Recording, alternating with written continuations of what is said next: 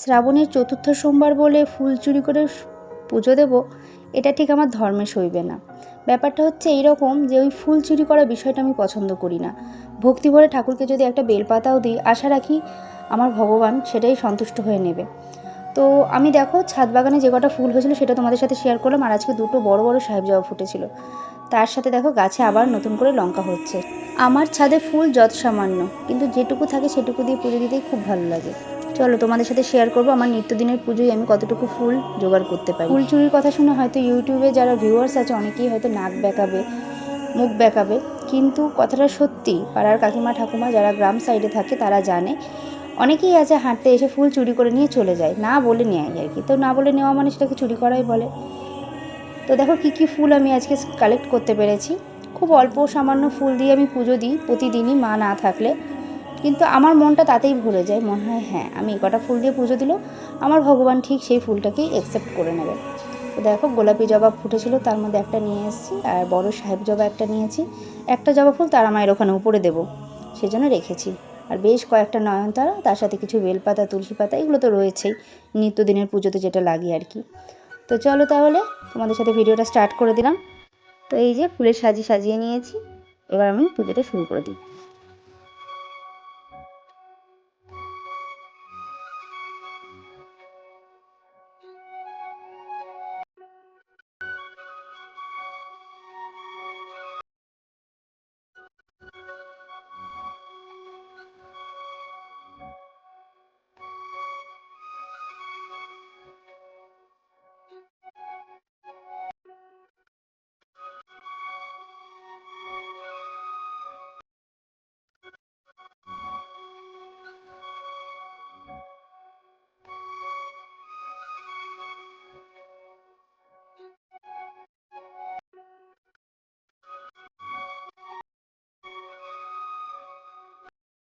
খুব সকাল সকাল আজ গিরিশোনাকে স্নান করছি ঘুম থেকে উঠিয়ে, তাই হয়তো আজকে মুখটা একটু ভার ভার হয়ে রয়েছে। দেখো কেমনভাবে তাকিয়ে আছে।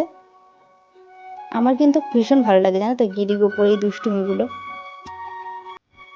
আজ যেহেতু শ্রাবণের চতুর্থ সোমবার, তো ওই জন্য ভোলে বাবাকে একটু ঘি মধু মিশিয়ে একটু দুধ গঙ্গা জল দিয়ে স্নান করিয়ে নিচ্ছি।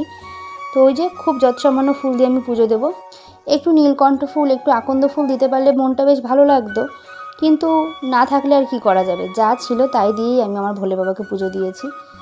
আর ভোলা মহেশ্বরের নামে সেরকমভাবে আমি এবার শ্রাবণের সোমবারগুলো করতে পারছি না, তবে ইচ্ছে আছে শেষ সোমবারটা ঠিকভাবে করার, মানে পুরোপুরি নিয়ম মেনে শেষ সোমবারটা করার।